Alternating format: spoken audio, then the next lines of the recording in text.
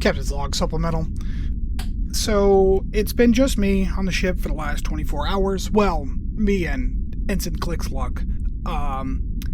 We passed by an ancient progenitor device, and I guess the way progenitor technology works is that there's some kind of hidden gene that is in most humanoid species of the galaxy, and if that gene is there, the device will activate for you. The gene doesn't seem to do anything, doesn't make you any smarter or better, at any kind of useful skill, but it does mean that progenitor technology will interact with you.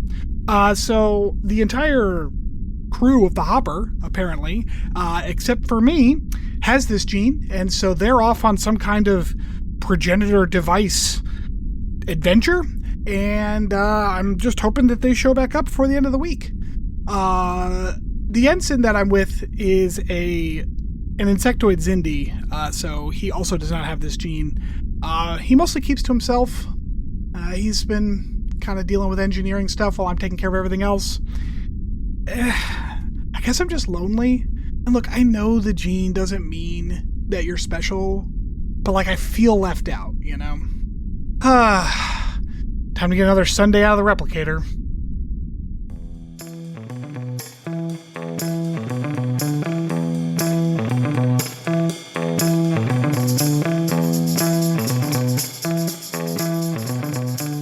Good afternoon, everybody. My name is Matthew Stanford, and this is Captain's Log Supplemental. I'm usually joined by Robin, Chris, and Mariah, but they are out this week. We are between seasons of Strange New Worlds, so I thought I would come in and just give a little bit of a short episode where I give you the kind of rundown of what's happened so far in Strange New Worlds, because starting next week, we will be contemporary to the active show that's out now, which is very exciting for us. If you like Captain's Log Supplemental, if you like us, if you like what you hear, or you know what, even if you don't, I really would appreciate if you give us a rate, give us a review, give us 5 stars. We are 5-star people. I know we say that on every episode, but it really does help. You can reach out to me personally. I run the email address for the podcast. That is podcls and then the number 3 at gmail.com. So far, the only person we've had a couple of stray fans email us. But then, of course, friend of the pod, John, emails me almost every time. So, love you, John. Yeah, I also wanted to mention that we do have a Discord that you're welcome to come hang out and chat with us in. That Discord link is in the show notes.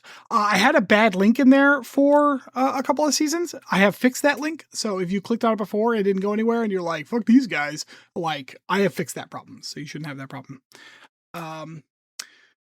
Strange New Worlds. So we are starting season 3 of Strange New Worlds this week, we are starting season 4 of Strange New Worlds this week. Strange New Worlds is the current new trek that is going on. It takes place temporally between Discovery and the original series, which means that after the next 10 episodes, we will be working on the original series, which is also very exciting. Strange New Worlds takes place on the USS Enterprise. It is supposed to be kind of a prequel to the original series, with Captain Pike and Uhura are on the show, as well as some people. Spock is there, but as well as some people that were in the pilot episode of the original series. So you've got number 1 is they've named her Una Chin Riley in this one, as well as. Well, I guess Dr. Mbenga wasn't in the pilot, was he? But he is there. Nurse Chapel is there. We have, and then some characters that are fresh for just this show. Hemmer, the chief engineer, he is an Andorian. We have Ortegas, she is the pilot, as well as Mitchell, I think, is running con, although you don't see her as much. She's not as much of a main character. And then the security chief, La'an. In the first season, I just kind of wanted to go over some general storylines so that anyone who is trying to keep up with the show will be caught up and can just start watching for now. This isn't going to take long. I'm not going to go into like a crazy deep dive on everybody. But the overall storylines in season 1 are very introductory for the show as we kind of get our feet wet with these characters, and the Enterprise is kind of trying to go back towards some of the older fashioned storytelling that Star Trek is famous for, where they're visiting planets and doing things and then moving on, rather than a lot of overarching kind of central tension-y storylines. However, we do have some character storylines that are kind of going throughout. We see that Spock is having some relationship troubles with his fiancée T'Pring, which is, of course, going to come to a head in the original series. We also know that M'Benga's daughter is having some medical issues, and eventually she ends up kind of ascending, and M'Benga doesn't have to worry about her so much. And then the big kind of tense moment at the end of this is that Una is arrested because she is a genetically modified person, being part of a species known as the Illyrians, who are big on genetic modifications. Pike is also still kind of dealing with his trauma of seeing the future, where he ends up in that crazy Star Trek wheelchair with the big burn. So he's dealing with that with his fiance, Captain Batel. Uhura's brand new on the ship. She's fresh out of the academy. Actually, I think she's technically still like on like a study, like an internship with the academy. So she's technically still a cadet. But she's learning what she can on the ship. Hemmer, who we were introduced in this season, he ends up dying towards the end of this season. And he was like Uhura's mentor, so that's very sad for her.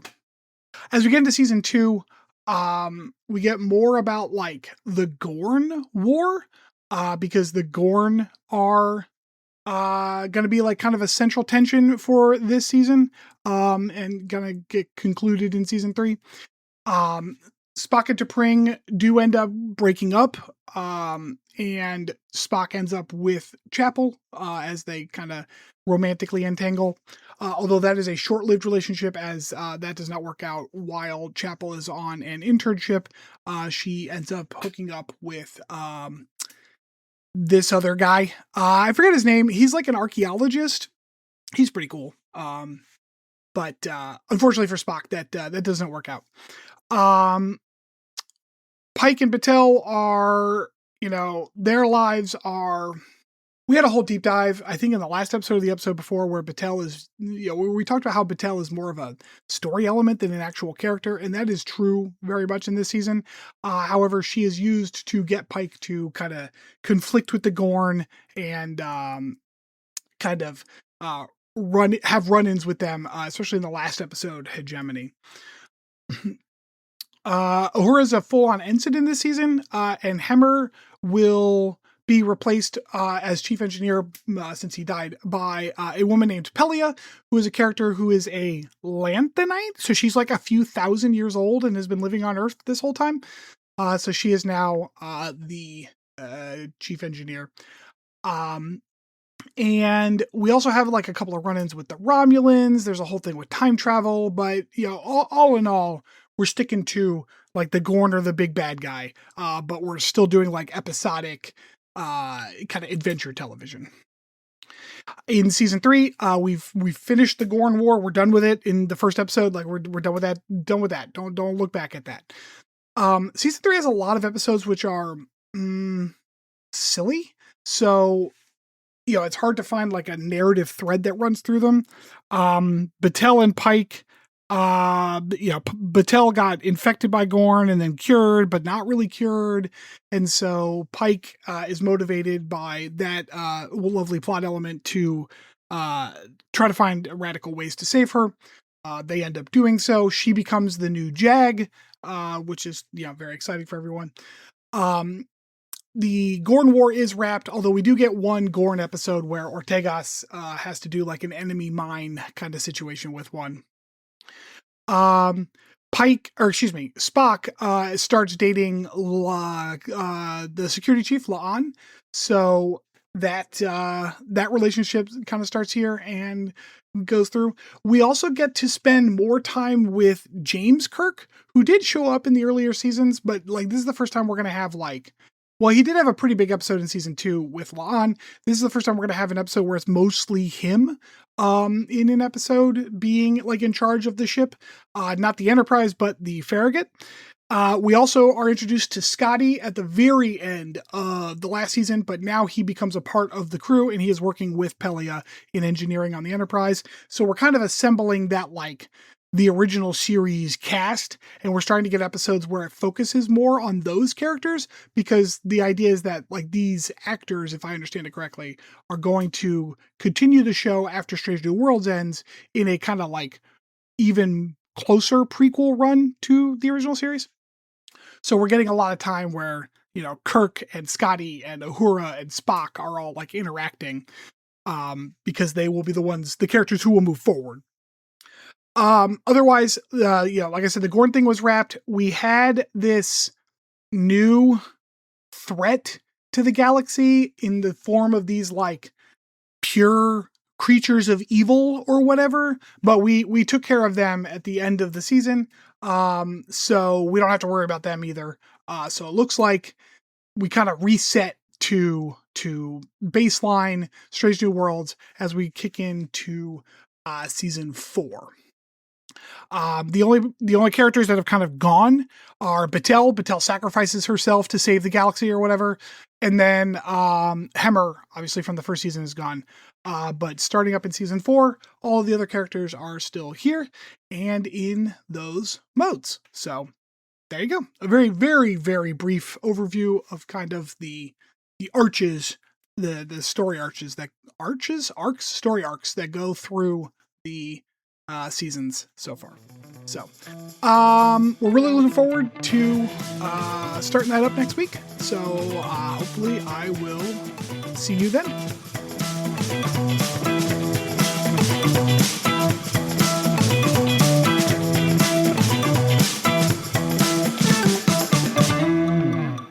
Thanks for listening to Captain's Log Supplemental.